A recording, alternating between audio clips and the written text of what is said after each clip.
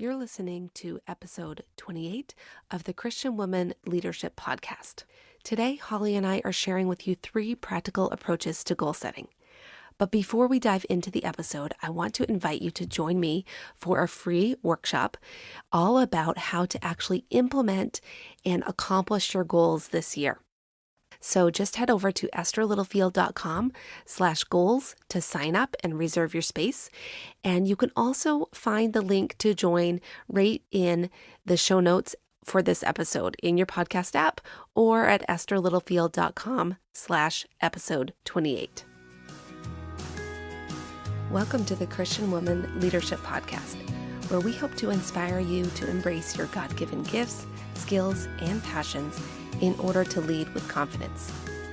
I'm your host, Esther Littlefield, a pastor's wife, business owner, mom, and writer. My co-host is Holly Kane, and together we chat about important issues that Christian women leaders face. In addition, we interview other women just like you who lead in various roles, from church to community to business. We're so glad you're here with us. Hi, friend. I'm Esther Littlefield, and I'm here today with my co-host, Holly Kane, and we are excited to continue our series on goal setting. So in today's episode, we are going to talk about how to set goals that you can actually accomplish. But before we get into all of that, Holly, can you just recap what we've talked about so far in our series and where we're going to be going after this episode? Yes, so we have been talking about the theme of goal setting. In episode 24, we talked about reflecting, about how looking back on our past year and how our goals sort of played out over the year can help us set goals for the coming year. And then in episode 26, we talked about dreaming and vision and sort of what the difference between those two were. And we really talked about how you can create a vision for your life, your business, your team, your ministry, those sorts of things. So today we're going to talk about setting goals, how to set goals. And then in a future episode, we're going to talk about goals related to our personality type. So we've kind of alluded to this a little bit, how Esther and I are super different. And I think that when you think about goals, you probably have a different feeling on goals based on your past experience, but also based on your personality. And so we're going to talk about that a little bit. And I think that one's going to really help you figure out your relationship to goals. Yes, I think that's going to be super helpful. Yes. And then another episode we're going to do is we're going to talk about follow through, creating habits and routines, and how you can actually get these goals done. So that's probably going to be mostly Esther because I'm super not good at that. But stay tuned to our episodes so that you can hear those. And we're talking all about goals. Yeah. So before we get started, I want to share today's sponsor. Today's show is brought to you by Audible. Audible is offering our listeners a free audiobook with a 30-day trial membership. So if you want to get in on this great deal, go to estherlittlefield.com/audible. And from there, you can browse the selection of audiobooks that they have. Download a free trial and start listening. It's super easy, and we both use Audible and love it. Yeah. And in fact, I actually just looked at my Audible a second ago when we were preparing, and both of the books that we're going to be talking about are on my Audible. So hopefully you will get to that point too.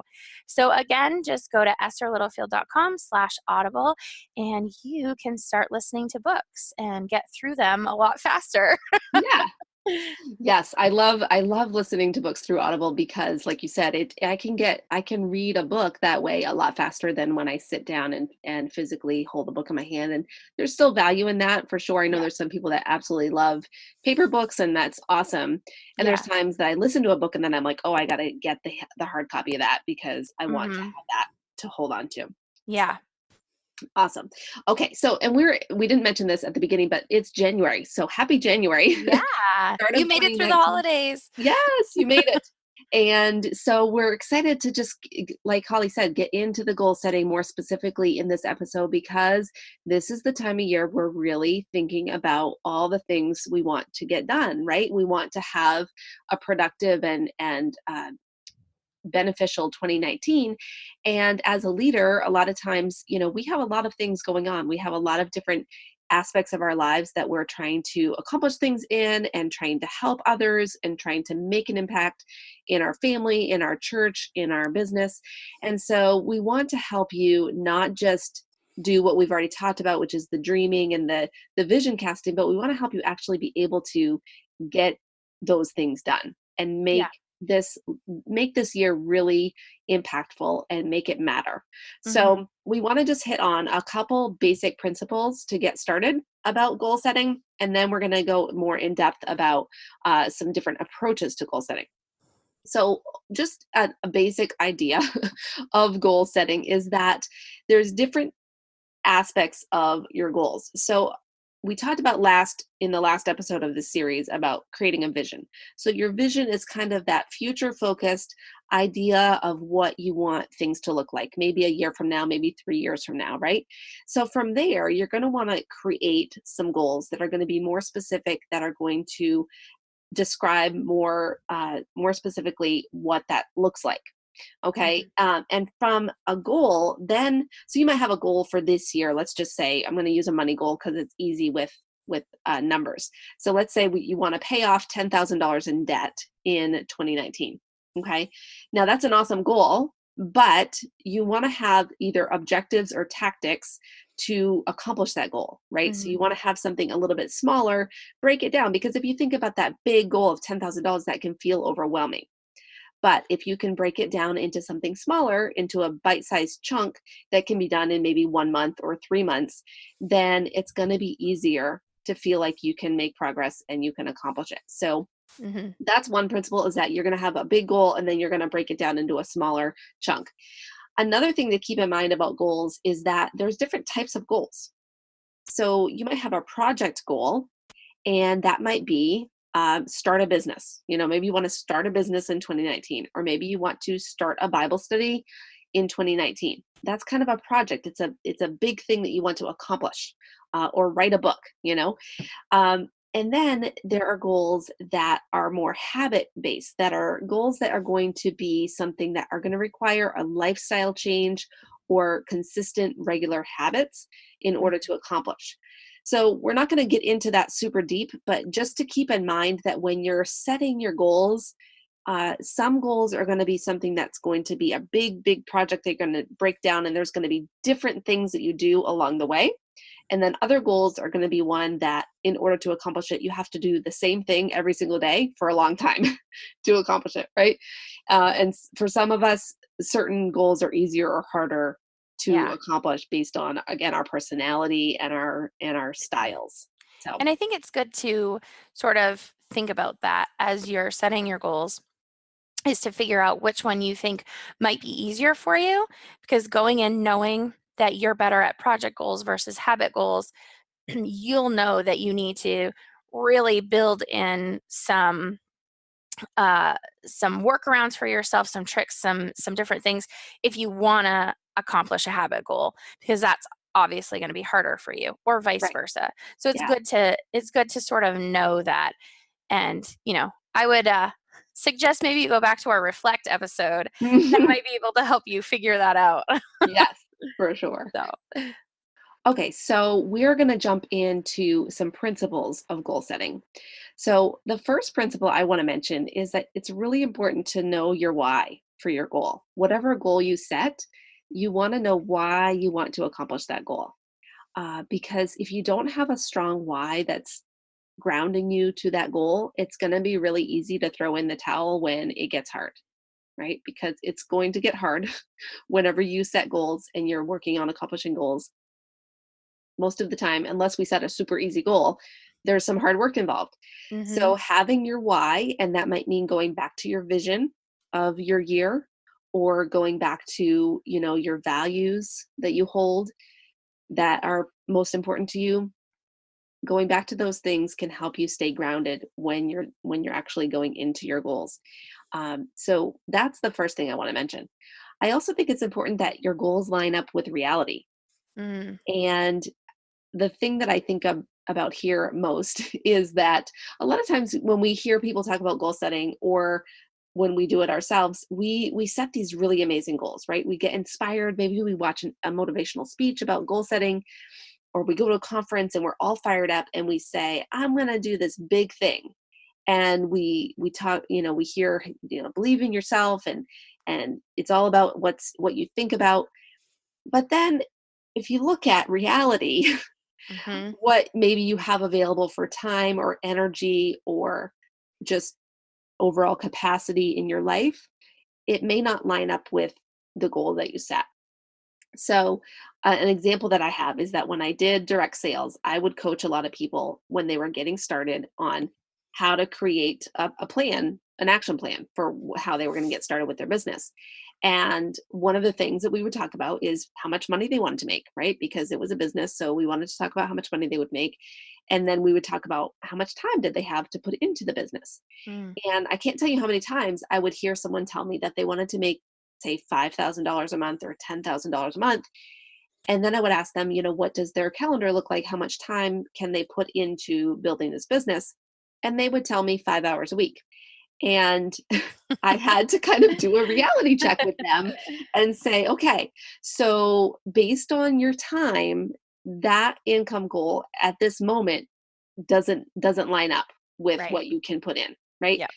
Uh, so there's reality that we have to be aware of, and that when we're setting goals, we need to kind of do that check of, okay, it might be an awesome goal and maybe it's achievable, but do we have the capacity or do we have the time to put into achieving that goal? It's kind of like when we talked about the reflection goals or the reflection episode, Mm-hmm. where I shared that one of my goals was decluttering for the year, but I didn't actually put anything into my calendar or my schedule that Right. helped me accomplish that goal. So I didn't do it, because the reality was I wasn't prioritizing that in my life for 2018. Mm-hmm. Right.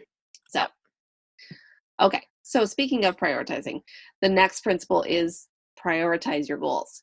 So you might set 5 or 10 goals for 2019, right? Maybe you want to set these goals, and if you use the power sheets, the space in the power sheets gives you space for 10 goals, which I feel like is a lot of goals to have for the year.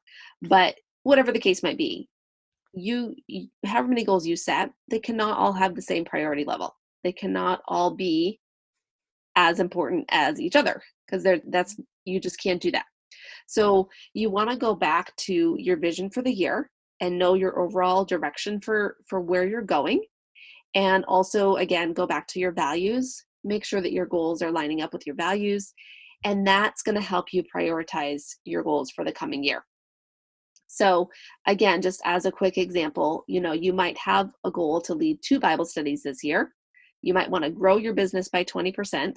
You might want to pay off 2 credit cards, and you want to go on a family vacation. Okay, right? Those are all That, super awesome things. What? that sounds like me just making like a million different goals that I want to do for the year. Yeah, So, right. yeah.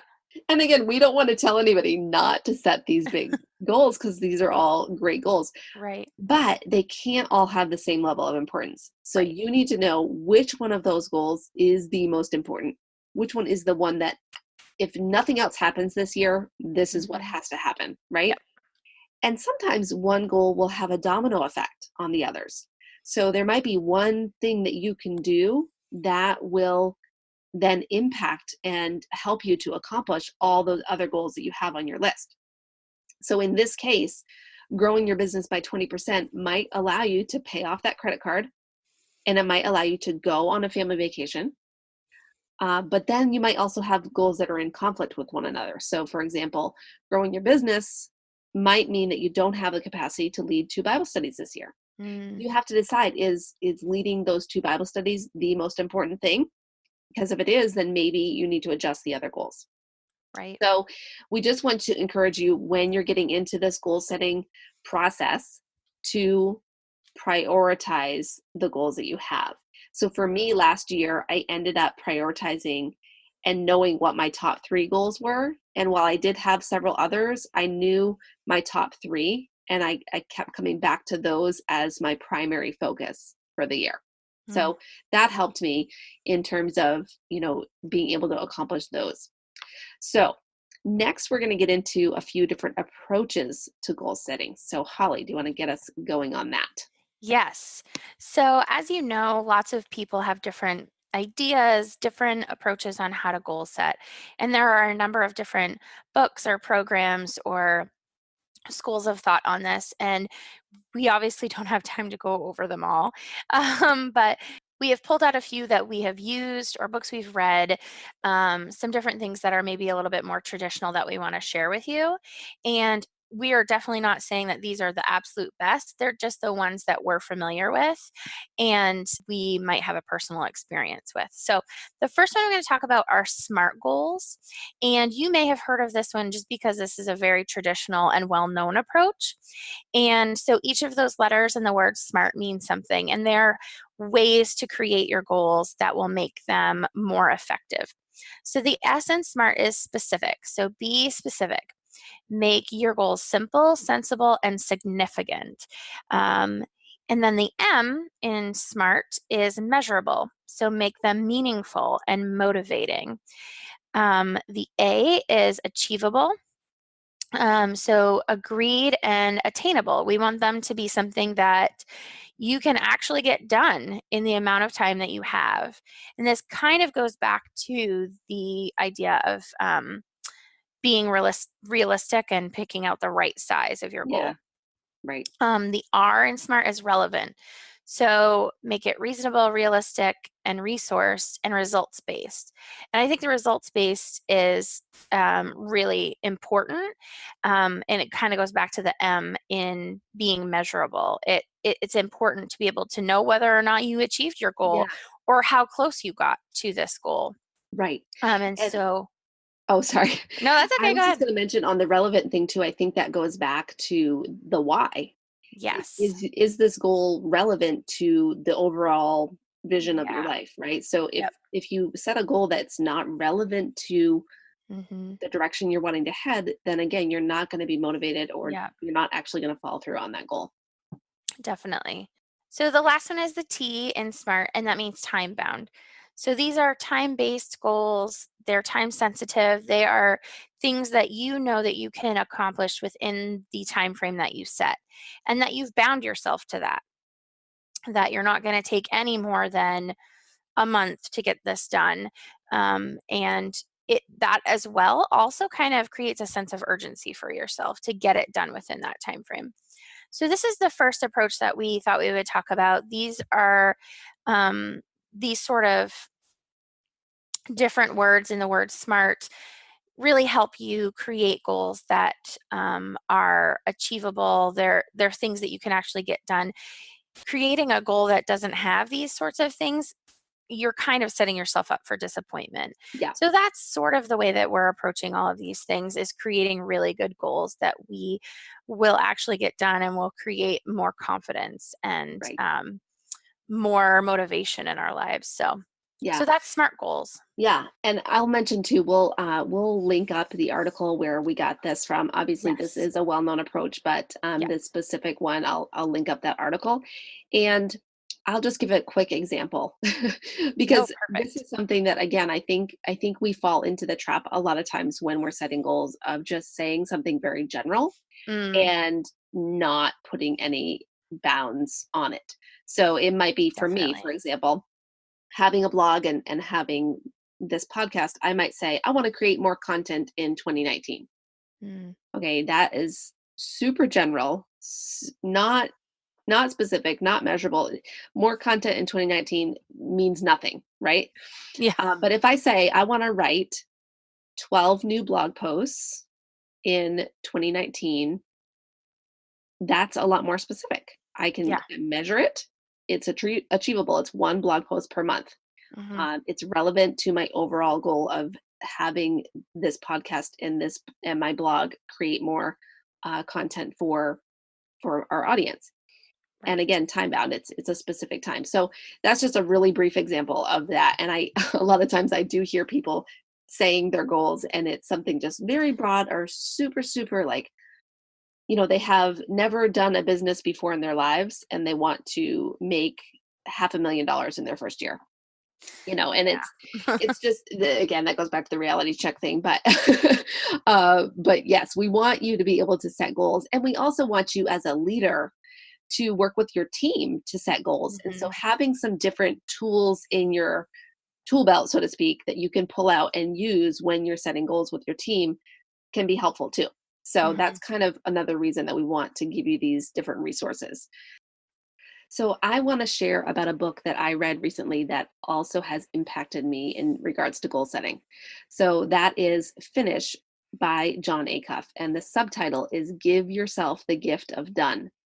And so he talks about this idea that a lot of us are really good at starting things, but we're not as good at following through and finishing. And so his basic premise of the book is that the problem is we're setting the wrong types of goals, and we're making it harder on ourselves to actually Mhm. accomplish those goals, right? So I'm not going to get into all the things that he shares in the book. I want you to go get it. You can go over to Audible, get your free trial membership and listen to it because it's hilarious on the audiobook. You'll want to listen to him read the book. It's really funny. He throws in some extra things too. So, but one of the first principles that he talks about is this idea of cutting your goal in half. And it seems counterintuitive, right? To cut your goals in half. A lot of times we hear people say dream big and set big, hairy, audacious goals, and we're encouraged to set really, really big goals. But the problem is when we don't accomplish those goals because they're unrealistic, then we get discouraged and we kind of feel like giving up on all the goals, right? Mm. Especially if you're ambitious and you're achiever, you might set these really amazing goals, and then you can't get it done, and you kick yourself and you beat yourself up for not getting it done.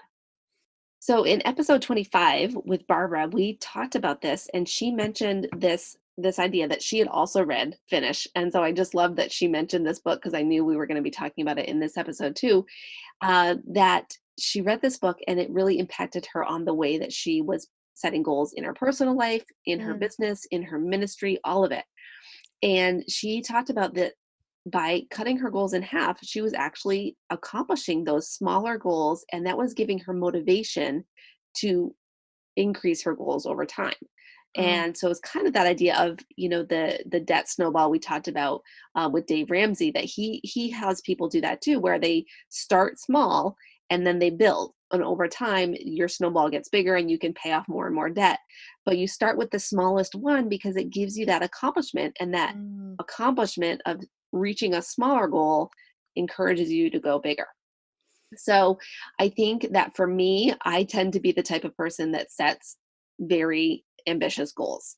And so I am trying to teach myself to scale down and set goals that are smaller and that will allow me to accomplish them more quickly, you know? Mm. And then from there, I can actually get more done in the year because I'm not shooting for the stars every single time on all my goals. Right. So it kind of it feels counterintuitive to what we hear most of the time with your goal setting, but that's an idea from Finish from John Acuff. And again, you'll want to check out the book and read it for yourself so you can get all the principles that he talks about. But that's one of the approaches that I think will be helpful for me in 2019 in actually setting Mm. goals that I can actually accomplish. Yeah. Yeah. I'm gonna have to read that one. I haven't read that yet. I like John Acuff, but Yeah. I'm gonna have to pick that one up. Or actually listen to it in my Yeah, Audible. you have it already. You have it already on Audible, so I just do go have ahead it and there. I just listen. haven't listened to it. The next approach that I'm going to talk about is the 12-week year. And this is by Brian Morgan and Michael Lennington. Um, and I really enjoyed this book. I read it within the past few months, and I was actually able to read it in a weekend. It's a pretty quick read. And for me, that's saying a lot because I never read a book in a weekend. And so the whole idea of the 12-week year is just redefining your year from an actual full calendar year to a 90-day year. And so what that means is instead of creating goals for the entire 365, you're actually going to create goals that span a 3-month time frame. And I love this idea because it actually creates a bigger sense of urgency. The goals, I think, are easier to track and adjust as you're kind of going through them. I know I'm definitely more likely to stay on track Yeah. in a smaller window of time. And if you think about it, you're actually probably going to get a lot more done in a full year if you have 4 12 weeks years within it. Yeah. Yeah. Um, so I really enjoyed this book. It made so much sense to me, especially for my personality, which we're going to talk about in a future episode. But whenever I thought about creating a goal for an entire year, I never made it past January or February. Mm, Never, never. If I made it to February, it was a huge win. So the fact that you can break it down into something smaller really, um, really makes a lot of sense for me and how I want to actually go about doing them. So, yeah. Can I ask um, you a question about that? yeah, absolutely. So in the book, do they talk about like, do they still encourage you to set a goal for the full year and then work backwards from that? Or do they just really say set a goal for 12 weeks and then set your next goal? So the focus is mostly on creating goals for the 12 weeks, Okay. but there is a little bit mentioned about how you can do it backwards from that. Okay. But the idea is to really focus on Okay. those 12 weeks. So the most important thing, or according to the book, is to really focus on those 12 and do the goals that fit into that. Hmm. So it's not necessarily about breaking down a bigger goal. It's Okay. just about what you can actually get done in 3 months. Okay. Yeah.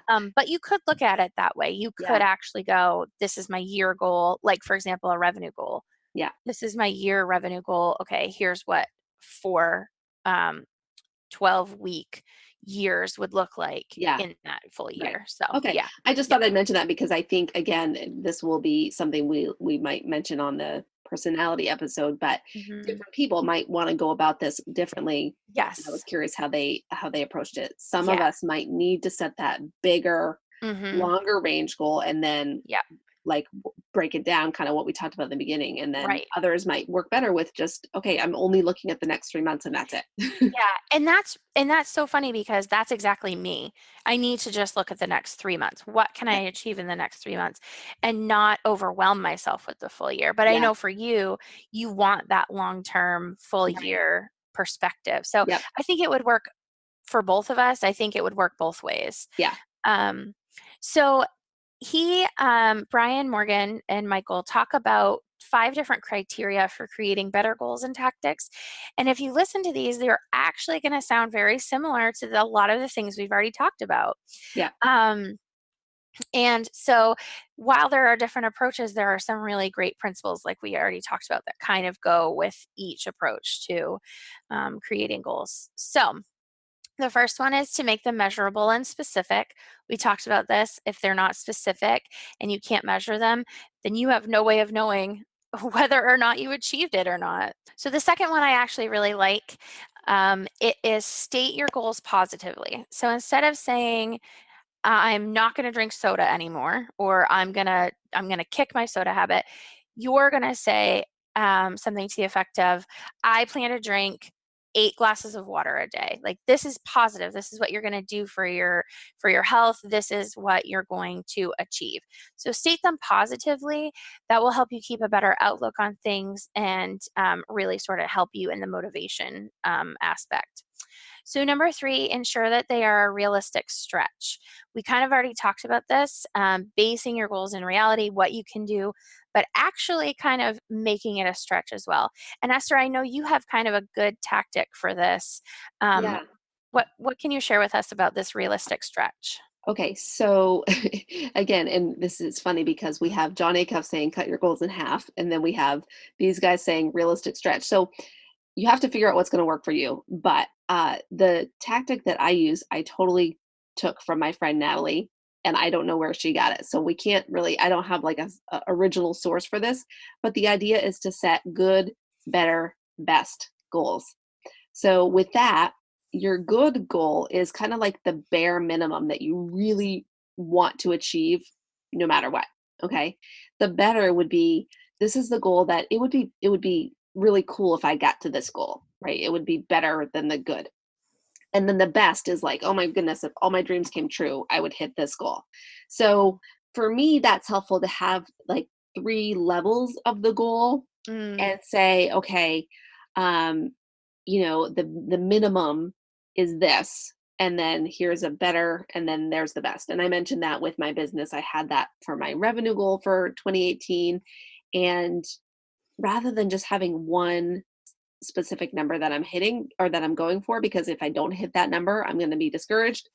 So you kind of have the 3 levels. So I think that you mm, can do a realistic stretch for the good, and then like a bigger stretch for the better, and then like this is really, really big for the best, yeah, and still use that principle of the realistic stretch in there. I like that. And I think that's good for certain personalities too, because if you don't actually hit your best, it's not like you didn't hit anything. You may have Right. met your good or your better, and it's all about, your mindset and Yes. all of that. So, Yeah. okay. So you might, and I'll mention here. So for me, good, better, best might be my best might be the goal that I think that originally I think of. Like this would be Mhm. my first idea of, oh, I want to do this really big thing, right? Yes. The good might be me cutting in half and doing the John Acuff principle of, okay, Right. good is like, let's cut that in half. Let's get that down to like maybe a little bit more realistic. And Mhm. then the better is somewhere in the middle. So Yeah. I like that. I like that. Okay, so the number 4 criteria for creating better goals and tactics assign accountability. So this can work in 2 different sort of scenarios. So one thing I like about the 12-week year is not only does it talk about personal goal setting, but it talks about team goal setting. And so this kind of actually relates a bit more to the team. So you're going to assign accountability. Who's responsible for these specific tactics to actually complete the goal, but it also does work for personal goal setting as well.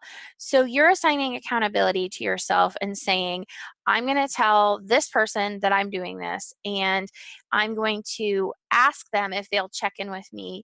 If you're doing a 12-week year, maybe it's once a month. So they're going to check in with you and they're going to ask you how you're doing on your goal.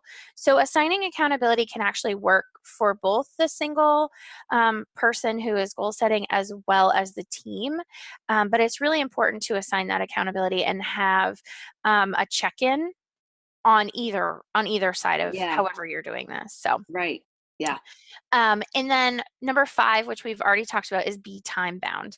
And you kind of, if you're doing this approach, you kind of have to be time bound because we're talking about doing these goals within a set time frame, Yeah. and doing it, quickly and getting it done during the 12-week year. So, um, the great thing about how this kind of flows is once you have your goals set, you break them into 12-week size sections. So, what you can accomplish in 1 week that's going to get you to that goal. And then you Okay. assign them priority. So, you would put them in order. So, of those different tactics that you're going to do, what's the most important one within a week to get done?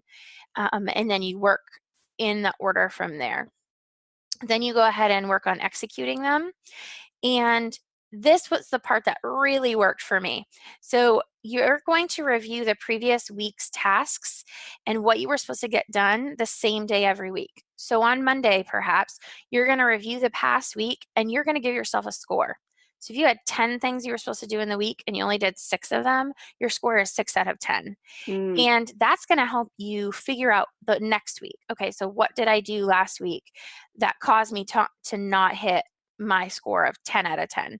yeah. Or maybe I did hit all 10 and maybe I should be adding a few more. Maybe I could actually get more done in the week. So it kind of just depends on where you're at, but giving yourself a score at the end of each week helps you adjust and track where you're at. I love that because you're building in reflection on a Yeah. weekly basis, right? We talked Hmm. about reflecting on your year, but this is building in a little bit of reflection every single week Yes. on where you're at. And this is also another way to have accountability to yourself. You can get really real with what you got done that week and be really truthful with yourself and go, look, I had a terrible week. I was sick. I'm going to give myself grace this time. Or maybe another week, I was super lazy. I was kind of in the pits. I had a really bad attitude, and kind of like slap yourself into into line. So I really liked that. It was a shorter amount of time rather than just at the end of the 12 weeks saying, did I accomplish this? Yeah. Yeah. And the nice thing that they talk about in the book is if you are able to accomplish about 80% of your weekly tasks, you're most likely to hit your goal. So the thing I like about that is that actually builds in a little bit of grace for yourself, that if you don't have a perfect week, or if one of the weeks you totally bomb, but the other 10 weeks you do really great, you're most likely to hit your goal. The thing I also loved about this is I created a board in Trello. It worked beautifully in Trello for me, and having it there as kind of part of my other workflows, since I do a lot of things in Trello, it was part of my daily routine. It was in my face all the time, and I was able to score myself and really look at it in a visual way. So Yeah. find what works for you. Maybe you need a notebook or a planner, whatever works for you. But if you're a Trello user, the 12-week year is perfect for Trello. Yeah. So, And if you don't know what Trello is, we'll put a link in the show notes, and we'll probably be having something to help you with yeah. figuring that out at some point. So keep your eyes peeled for that too. So the last little quick thing I want to mention is just a quote from the book that I thought sort of summed everything up really perfectly. And it's, the critical first step to executing well is creating and maintaining a compelling vision of the future that you want, even more than your desire for your short-term comfort, and then aligning your short-term goals and the plans with that long-term vision. And I love the idea of the fact that you kind of have to get out of your comfort zone. This is Right. not going to be easy. And having that mindset of this is not going to be comfortable sets you up for winning rather Yeah. than failing. If you're like, oh, I'm just going to do this goal and, well, I don't really want to get off the couch. But you already have that mindset of this is not going to be comfortable. I'm going to have to do things that I don't normally do. I'm going to have to push myself. Then you're setting yourself up to achieve. So I just really liked that thought of, wanting this vision more than wanting your short-term comfort. So, Yeah. And it really goes back to what we started with in needing to have a strong why mm, in your goals, right? yeah. So, because if you don't, it's just going to be so easy to give up on things. Hmm. And there's sacrifice involved to Yeah. any changes. And we've heard the saying, if nothing changes, nothing changes. Yeah. Right? So, That's perfect. and I think that's why we chose to talk about setting goals that you can accomplish rather than talking about New Year's resolutions. Yeah. Because a lot of times we do these New Year's resolutions at the beginning of the year, but they're just kind of these very broad statements about what you're going to do differently in 2019, but then you don't actually have anything to hold them up and Hmm. to ground them to help you get them accomplished. So I love what you just shared, and I love that we want to help you be able to accomplish goals. So we hope that what we've talked about today has been helpful, and that maybe you've been able to glean a few things that you can implement for yourself.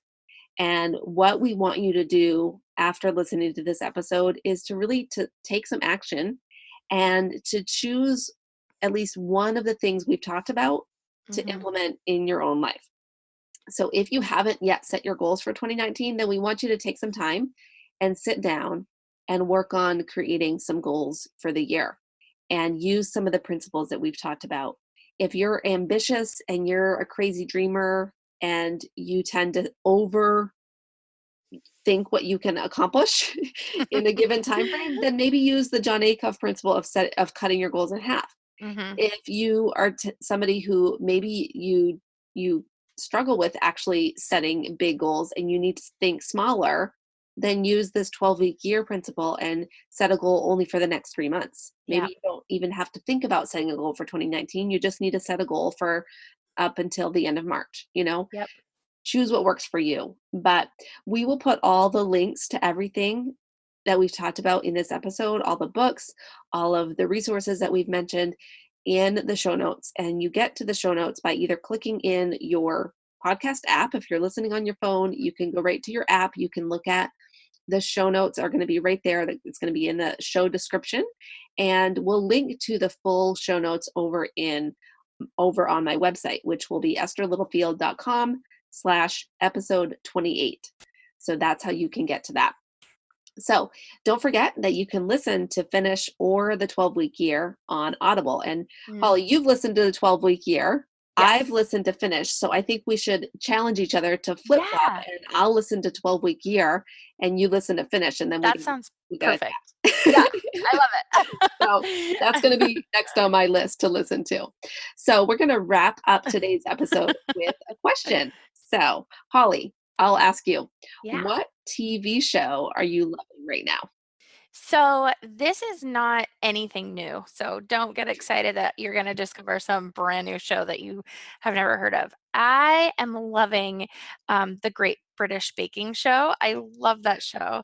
And it's so funny because there's so many seasons, and you can kind of go back and watch them all. And I think I've gotten to the end of them all. I think I've watched them all, but I love that show because for me, um, it is a stress reliever. It is so like it's gonna sound so weird, but it's like perfect and it's pretty and it's calm and it's quiet.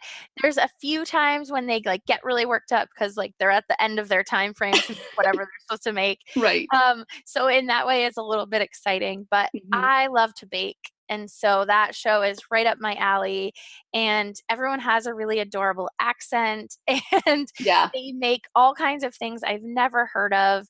And so I really love that show. Okay. Plus the hosts are funny, and yeah, I so haven't watched it. I've heard good things about it, but is it are the contestants or the participants, are they adults or children? Because I feel like so they're adults, yeah. okay. Okay. Yeah. And Yeah. it's funny because in lots of these shows, they don't ever say like when they're taping or whatever. And so you kind of go like, how do these real people have jobs and still go on the show? Well, the Great British Baking Show is filmed on a weekend. So the Oh. people can go home, do their job, they can get ready for the next week, and then they come back the next weekend and they do the competition. And so Oh. I know it sounds super dumb, but I love that. I'm like, these are Yeah. real people who are doing real things. They're able to have their real life, but yet they get to do this really cool thing. And That's it's funny because they talk about they know some of their challenges, but they don't know some of the other ones. So they spend the entire week getting ready for the challenge. And some people will make like 47 batches of whatever it is, and they'll say, well, all up until like 46 it didn't work, and then I'm thinking like, how did you bake something 47 times in a week? So oh my anyway, goodness. So that's a lot funny. different than trying to watch one of the cooking shows with Gordon Ramsay. You watch Oh yeah, oh my word, he's intense. intense. So yeah, that's not exactly a stress reliever. It's like you're on the edge of your Oh yes. the edge of your seat, like what's happening next and who is Hmm. he gonna swear at next. Yeah, So I do love Gordon Ramsay though. I He know. like whips him right into shape. He does. Yeah, but he does he has a potty mouth for sure. He does. He does. Okay, Esther, what Okay. TV show are you loving right now? Okay, so I just started watching Designated Survivor. Oh, I've heard of this. So I had heard from a few people that they liked it, and I tend to like political shows. I also somewhat like, intense, like, um, I don't know what the crime, not crime. I don't really like crime, but Yeah, I like drama. drama Yeah. that's somewhat related to like intense world situations. So that's very broad, but anyway, so I convinced my husband, we went on a date, and I convinced him after the date that we should check out the show and try to watch it together, because once Oh, in a while we will find a show that we both like. It's very oh, rare that yeah. we will watch together. And we watched one episode. He's like, nope, that's going to be a your show. So I have been binging it. I will admit I've been staying up too late watching some of the episodes, because some of the episodes leave you as like this cliffhanger at the end. And it's very hard to not watch the next one, which of Yeah. course is the point. So Mhm. unfortunately, I have probably not been getting enough sleep the past couple weeks. So I love it that you mentioned that you and Scott can never find shows that you can watch together, because that is me and Zach totally.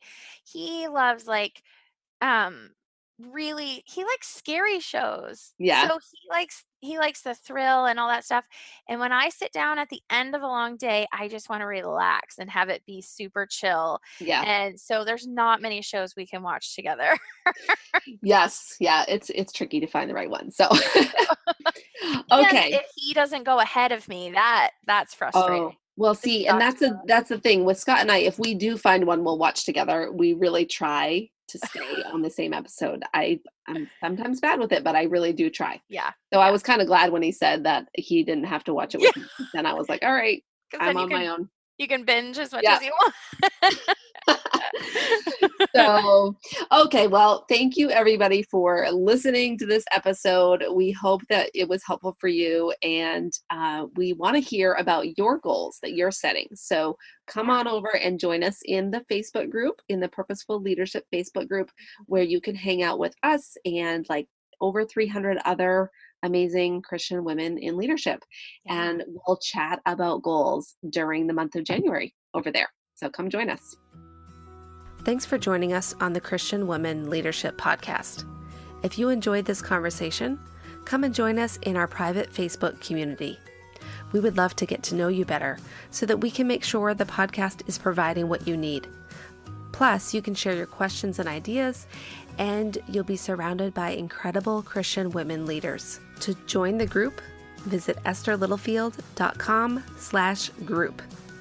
Now, don't forget, your leadership matters, and it's time for you to embrace your gifts and lead with confidence.